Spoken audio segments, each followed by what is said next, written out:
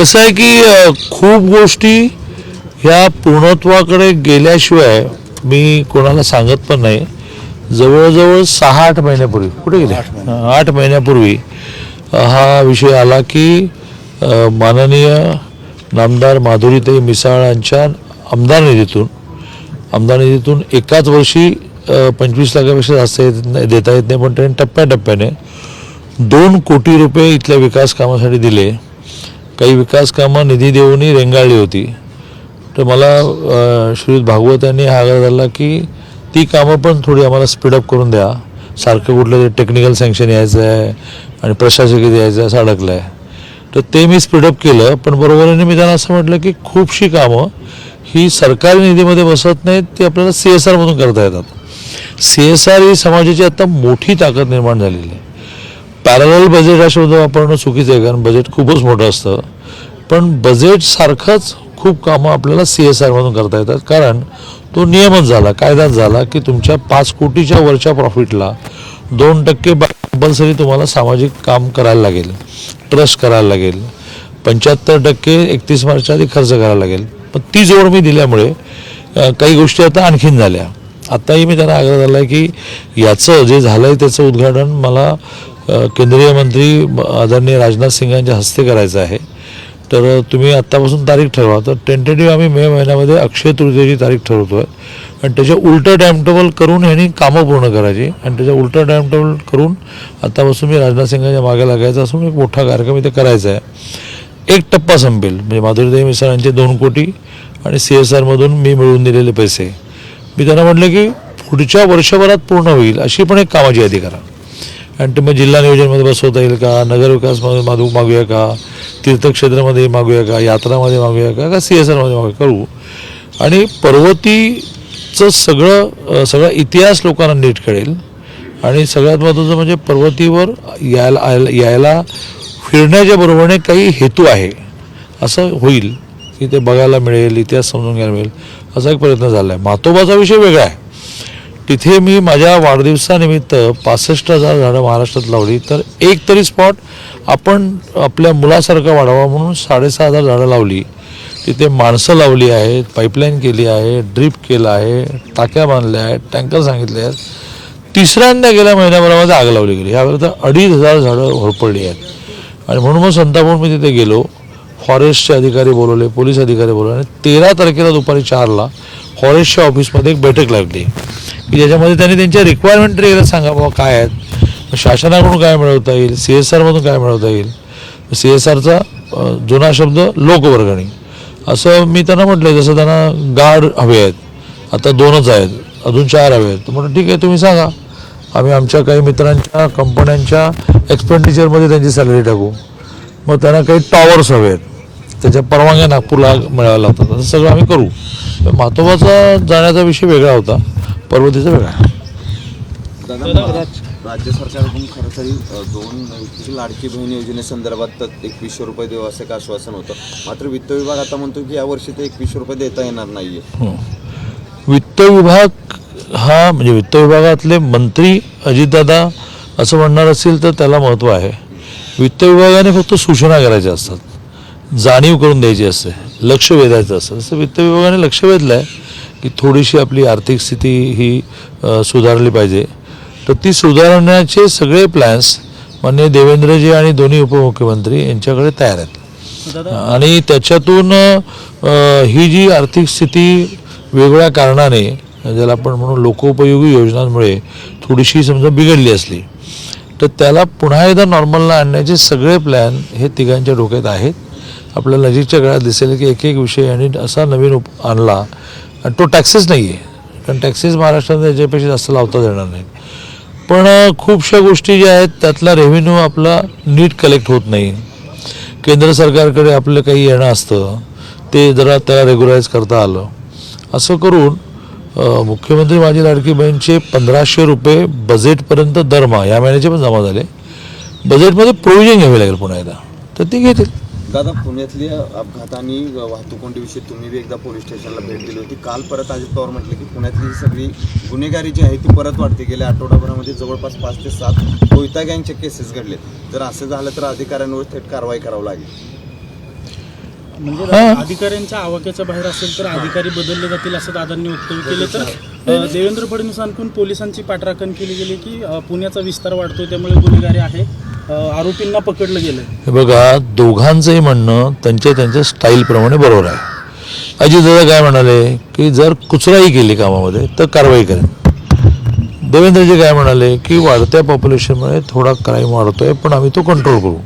Control करण्यामध्ये सुद्धा कारवाई येतेच ना. का देवेंद्र असं म्हणणार की सुस्तपणे तुम्ही पडून राहा आणि मी तुमच्यावर काही कारवाई करणार? देवेंद्र म्हणू शकत नाही, देवेंद्रसारखा कठोर प्रशासक नाही. आणि त्यामुळे दोघांचंही म्हणणं एकच आहे की आम्ही जे मार्ग, जसं 7 नवीन पोलीस स्टेशन दिली ना पुण्याला, 7चं लॉन्चिंग झालं. नव्याने जी 20,000ची भरती झाली त्यातलं मेजर पार्ट बहुतेक 800 का 900 पुण्याला मिळायचं आहे. ट्रेनिंगला आहेत सगळेजण, 2 वर्ष ट्रेनिंगशिवाय त्यांना देता येत नाही. खूप रिक्त जागा म्हणजे देवेंद्रजी भरतायत. आणि त्यामुळे जरी पॉप्युलेशन वाढलं, पॉप्युलेशन वाढताना खूप फॅक्टर्स बांगलादेशी आणि रोहिंगा वगैरे खूप चालू आहे. तर त्याच्यामध्ये अद्ययावत शस्त्र म्हणताना मला सीमेवरची शस्त्र म्हणायची नाही आहेत, पण मग किंवा त्याला साधनं म्हणू, अद्ययावत साधनं म्हणजे AI चा वापर करणं, याला अद्ययावत मी म्हणतो. आणि AI चा वापर करून गुन्हे लवकर शोधणं जे चालू आहे. त्यामुळे गुन्हाच घडू नये असा प्रयत्न केला पाहिजे, कायद्याचा धाक निर्माण केला पाहिजे. पण सगळ्यात महत्त्वाचं म्हणजे गुन्हा घडल्यानंतर तो लवकर शोध लागला पाहिजे. तो लागतो आहे. प्रत्येक घटना घडल्यानंतर 8व्या तासाला 24 तासामध्ये सापडत आहेत लोक. आणि मग पुढे त्या गुन्ह्यांवरचं जी शिक्षा आहे ती लवकर ठरणं. 5, 10, 15, 20 वर्ष केसेस चालतात. तेही 14 ते 19 देवेंद्रच्या काळामध्ये त्यांनी, ज्याला आपण कन्व्हिक्शन रेट म्हणतो, प्रत्यक्ष शिक्षा ठोठावणे, याचा रेट वाढवला 8-9%हून 52-53% करण्याला. त्यासाठी खूप गोष्टी केल्या. सरकारी वकिलांचं नेटवर्क हे झिरो झालं होतं, ते पुन्हा त्यांनी रिवाईव्ह केलं. आणि प्रत्येकानं सरकारी वकिलानेच जाऊन बाजू मांडायची असते. चला दादा, पालकमंत्री संदर्भात काय निर्णय होईल? कारण उद्या तर आता तुमची भाजपचं अधिवेशन आहे. हे असं आहे की ज्या वेळेला 3 पक्ष एकत्र काम करतात त्यावेळेला एक पक्ष काम करताना जो स्पीड असतो निर्णयाचा, प्रामुख्याने अशा निर्णयांचा, तेवढा स्पीड 3 पक्षांचा, त्यांचं काय म्हणणं आहे, यांचं काय म्हणणं आहे, एकमत झालं होतं पण त्यांचं काय म्हणणं आहे. आणि त्यांनाही त्यांच्या पार्टीतल्या अनेकांना खुश ठेवून बऱ्याच गोष्टी करायच्या असतात. त्यामुळे वेळ लागतो आहे. तो वेळ बऱ्यापैकी आता मला वाटते एकमत होत चाललं असं दिसत आहे. दादा, बीड प्रकरणात खरं तर अजून ठोस कारवाई झालेली नाही, कारण वाल्मिक कराडांची चौकशी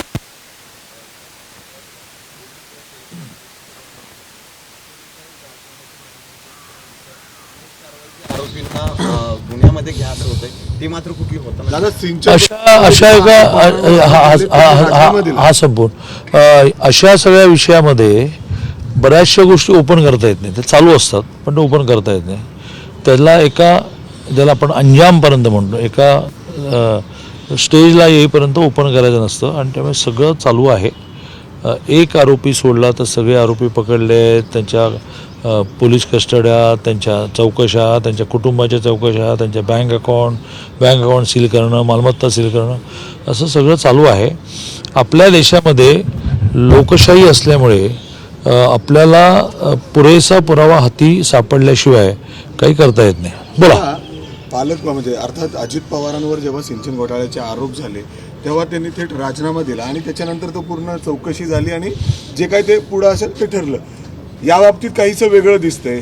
SIT नेमण्यात आली, CID कडे तपास आहे, पोलिसांकडे तपास आहे, मात्र तरी देखील धनंजय मुंडे राजीनामा देत नाही. मंत्रिपदावर असताना ही चौकशी तुम्हाला वाटतं अनबायस्डपणे होऊ शकते? बघा, अजूनही धनंजय मुंडेंची म्हणजे आरोप करणं हा वेगळा भाग आणि पुरावे वेगळा भाग. आरोपावर जग नाही चालत. आणि त्यामुळे अजूनही धनंजय मुंडेंची यातली इन्व्हॉल्वमेंट, त्यांच्याबरोबर फोटो, अरे राजकीय जीवनामध्ये आत्ता इथे टेकडीवर येवाना 10 जणांचं फोटो सेशन झालं. मलाच घाई असल्यामुळे भाऊराव दे म्हटलं. त्यामुळे ठोस पुरावा जर हाती लागला तर देवेंद्रजी आणि हे दोन्ही उपमुख्यमंत्री कोणाची गय करणार नाहीत.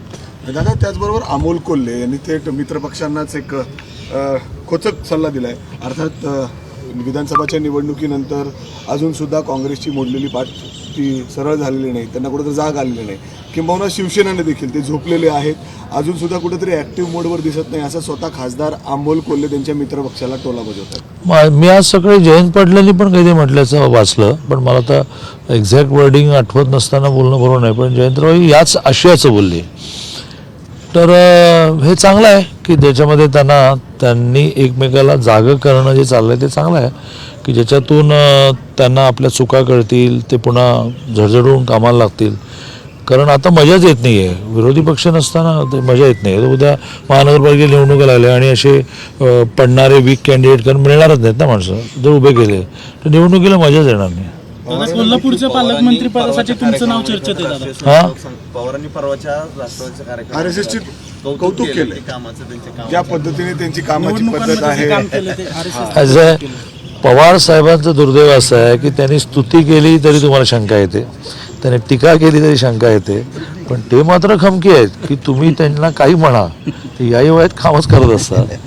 तेव्हा तर स्तुती केली तर चांगली आहे ना, एकदम त्या संशयाने का बघताय की का स्तुती केली. हा, तुम्ही काय म्हणता शेवटचा प्रश्न? कोल्हापूरच्या पालकमंत्री पदासाठी तुमचं नाव चर्चेत आहे. माझं चंद्रपूरसाठी नाव येत आहे, माझं अमरावतीसाठी नाव येत आहे, माझं बीडसाठी नाव येत आहे, माझं सोलापूर, कोल्हापूर, सांगली. तुम्हाला कुठं जायला कोणाला नाही, मी तर नेहमीच उत्तर आहे, देवेंजी सांगतील तो जिल्हा घ्यायचा आणि खूप कामाला लागायचं. आमदार कर्डिले असं म्हणतात की महायुतीकडे बरेच खासदार आहेत, त्यांना इतर खासदारांची कोण? गरज नाही. कोण म्हणतं? आमदार कर्डिले हा, महायुतीकडे बरेच खासदार आहेत, त्यांना बाहेरच्या खासदारांची गरज नाही, किंवा महाविकास आघाडीतीलच खासदार त्यांच्या संपर्कात आहेत, ते त्यांच्याकडे येण्यासाठी इच्छुक आहेत. कारण त्यांना माहिती आहे जर आपण गेलो नाही तर भविष्यात आपल्याला राजकारण करता येणार नाही. हे त्यांचं विश्लेषण त्यांनी मांडलं तर त्याच्यावर मी काय म्हणणार. वाटतं असंच परिस्थिती आहे. इतर खासदार तुमच्या संपर्कात आहेत का? नाही, मला काहीच माहित नाही. तुमच्या संपर्कात आहे, इच्छुक आहेत? माझी सगळी उत्तरं ही तुम्हाला पाठ आहेत. मग मध्ये तुम्ही विसरता म्हणून मग एक उत्तर द्यायचं झालं तर आमची एक 22 मजली इमारत आहे, मला 121 नंबरची रूम दिली आहे. त्या रूमला स्वच्छ ठेवण्याचं काम मी अतिशय सकाळी उठल्यापासून करत असतो. 122 मध्ये काय झालं आहे हे तू बघायचं नसतं, असं आमची कार्यपद्धती आहे. तसं कोण खासदार संपर्कात आहेत, हे आहेत का ते आहेत, मग ते अजून काय येत नाही, उशीर का होतो आहे, हे जेव्हा मला काम दिलं जाईल त्या कोणापेक्षाही जास्त माहिती मी देईन तुम्हाला. दिस माय चॅलेंज. आता मला दिलं नाही काम तर मी कशाला करू. म्हणूनच पवार साहेब कौतुक करतात, इकडे तिकडे बघत नाही, सरळच बघायचं फक्त. कोण? पवार साहेब म्हणले म्हणूनच, म्हणजे संघाने शिकवलेली पद्धत सरळच बघायचं, इकडे तिकडे बघायचं नाही. संघाने केवळ हिंदूंना नाही तर संपूर्ण जगाला विचारही दिला की जो विचार हिंदू नावामुळे ऑब्जेक्शन असेल पण तो कार्यपद्धतीशी जोडलेला आहे. प्रामाणिकपणा, विश्वासार्हता, पारदर्शकता हे सगळे गुण म्हणजे हिंदू आहे. मग तो इंग्लंडमध्ये राहणारा सुद्धा त्या अर्थाने हिंदूच आहे. पूजा पद्धतीशी संघाने कधी हिंदू, मुस्लिम, ख्रिश्चन जोडला नाही. पूजा पद्धती ही प्रत्येकाला जी भावते ती त्याने करायची असते आणि ती करताना इतरांच्या पूजा पद्धतीला रिस्पेक्ट द्यायचा असतो.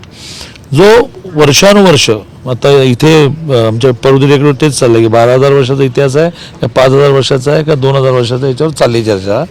या 12,000 वर्षाचा इतिहास म्हटला तर त्यामध्ये कधीही हिंदू माणसाने दुसऱ्याच्या पूजा पद्धतीवर आक्रमण नाही केलं. आपली पूजा पद्धती श्रद्धेने पाळली आणि त्यामुळे संघाने जी कार्यपद्धती शिकवली, शिस्त, प्रामाणिकपणा, इतरांना मोठा करण्यात आनंद मानणं, हे पवारसाहेब काय कोणालाही आवडणारच आहे. आता या सगळ्या कार्यप्रणाली तुमच्या मित्रपक्षातील धनंजय मुंडे बसतात का? हां, ते बसतात म्हणून भेट होतात का कुठं? ते बसतात म्हणून आमच्या बरोबर आहेत ना. हे बघा, अशा प्रकारच्या आदर्श कार्यपद्धतीमध्ये आदर्श आणि वस्तुस्थिती यातलं अंतर नेहमी राहणार. विकास त्यालाच म्हणतात, म्हणजे रोडचा विकास असेल आणि माणसाचा विकास असेल, आदर्श आणि वस्तुस्थिती यातलं अंतर कमी करणं म्हणजे विकास असतो. तर ते सगळ्या गोष्टी समजा नसतील धनंजय मुंडेंकडे, ज्या नाही आहेत ते येतील आगामी काळामध्ये. देश विदेशातील प्रत्येक घडामोडींचे लाईव्ह अपडेट मिळवण्यासाठी आता साम टीव्हीच्या सर्व सोशल मीडिया प्लॅटफॉर्मला लाईक, फॉलो आणि सबस्क्राईब करा. तसंच सर्व नोटिफिकेशनसाठी बेल आयकॉन प्रेस करायला विसरू नका.